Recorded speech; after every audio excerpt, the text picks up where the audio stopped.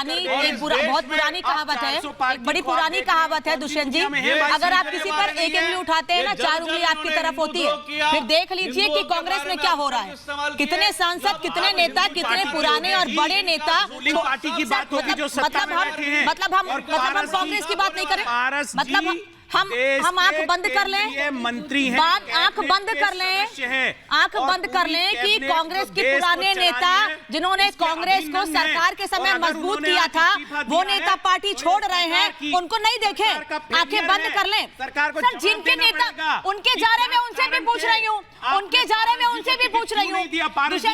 दुष्यंत जी, कांग्रेस के जा रहेंगे, आपके अलायंस के नेता जाएंगे तो उनको सवाल पूछोगी ना।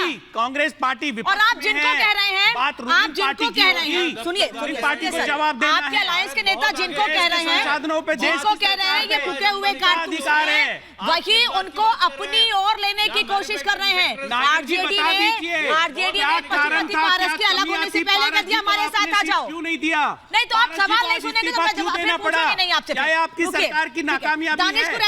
दानिश कुरैशी, आपने पूरी डिबेट को सुन लिया है। हम बात कर रहे हैं सनातन हिंदू या हिंदू धर्म से जुड़े शब्दों के अपमान की।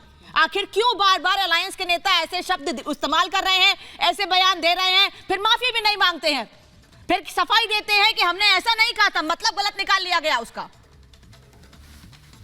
देखिए, सबसे पहले तो मैं एक बात साफ कर दूं कि मैं इस मान्यता में मानता हूं कि किसी के भी धर्म को किसी भी आस्था के को ठेस पहुंचाने का काम किसी भी राजनीतिक पार्टी या राजनीतिक व्यक्ति को नहीं पहुंचना चाहिए, ये साफ तौर पर। हाँ, रह गई बात विरोध की और सहयोग, वो अपनी जगह है, जिस किसी का सहयोग जिसके साथ है वो जाए, जिसका विरोध है उसके साथ जाए, लेकिन किसी की भी धार्मिक आस्था को आहत पहुंचे उसका ख्याल हम लोगों को रखने की जरूरत है। रह गई बात, आप बात कर रही हैं इंडिया अलायंस की, तो हम तो उस इंडिया अलायंस का हिस्सा नहीं है, इसलिए मैं तो नहीं बोल पाऊंगा। जो लोग उसके पक्षधर हैं वो अपनी बात रखेंगे, लेकिन जो घटना घटी है वो निंदनीय है, वाकई निंदनीय है, ऐसा नहीं होना चाहिए।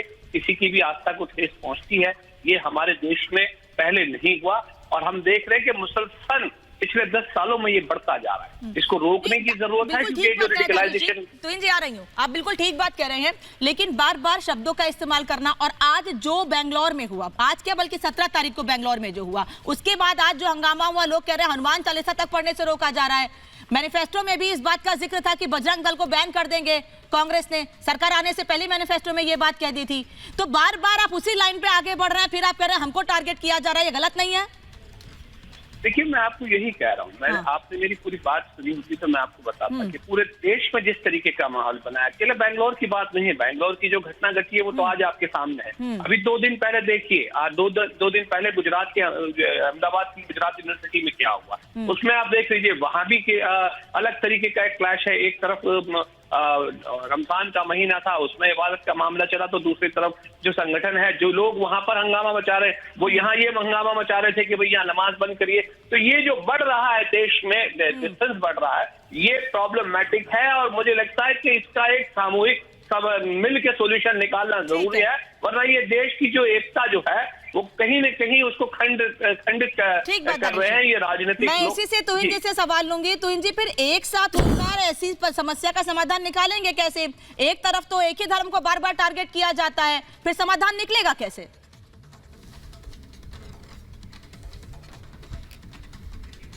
ये आपने क्या कहा, एक बार एक धर्म को टारगेट किया जाता है? जो बात दानिश जी कह रहे हैं मैंने उसी को आगे बढ़ाया। दानिश जी कह रहे हैं सबको साथ मिलकर इसका सोल्यूशन निकालना चाहिए, लेकिन अगर आप बार बार आपके अलायंस के नेता, कांग्रेस के और कांग्रेस के अलायंस के नेता एक ही धर्म को टारगेट करेंगे, समाधान निकलेगा कैसे?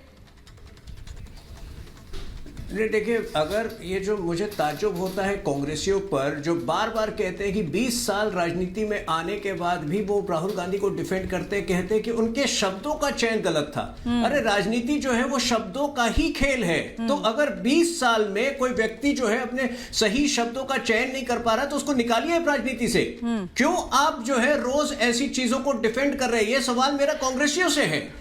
अगर आपको लगता है कि आपके नेता सही शब्द का चयन नहीं कर रहे हैं तो कम्युनिकेशन कम्युनिकेशन कैसे करेंगे, क्यों आप उसको राजनीति में रखें। लेकिन दूसरी जो बड़ी बात, देखिए मुझे नहीं लगता है कि ये कम्युनिकेशन का इशू था। राहुल गांधी ने मन बना लिया है, वो किस साइड है, उन्होंने मन बना लिया है। उनको पता है कि वो जीतने के लिए चुनाव नहीं लड़ रहे हैं, वो किसी तरह सरवाइव करने के लिए लड़ रहे हैं। जो ममता बनर्जी ने चुनौती दी थी कांग्रेस पार्टी को कि आपको 40 भी नहीं मिलेगी, वो 40 सीट पाने के लिए लड़ रहे हैं। और इसीलिए उनका निशाना साफ है, उनको केवल एक तबके का वोट चाहिए, एक छोटे तबके का वोट चाहिए, उन्हें हिंदुओं का वोट चाहिए ही नहीं। और इसलिए बहुत सोची समझी साजिश के तहत उन्होंने ये शब्द यूज किए हैं। मैंने आपको उदाहरण दिए, फादर पुनप्पा ने यही शब्द यूज किए थे 16 महीने। तो इसका अर्थ यह है कि ये बातें जो है राहुल गांधी के अंदर 16 महीनों से घूम रही थी। आपने देखा कि भारत जोड़ो यात्रा के दौरान वो रजिल मकुटी से जाकर मिले केरल में, वो रजिल मकुटी जिन्होंने गाय के बछड़े को मारा था प्रोटेस्ट करने के लिए काउ स्लॉटर बैन पर। तो इस तरह की मानसिकता, इस तरह की प्रवृत्ति जब राहुल गांधी रखेंगे तो वाकई जो है वो इस देश में दुष्यंत जी आपकी बात पे कुछ कह रहे हैं और इसीलिए तो तुष्टीकरण की राजनीति का आरोप लगा रहे हैं वो। मेरा इनसे बिल्कुल 10 सेकंड में प्रश्न ये है, आदरणीय नरेंद्र मोदी जी ने जो देश से वादे किए,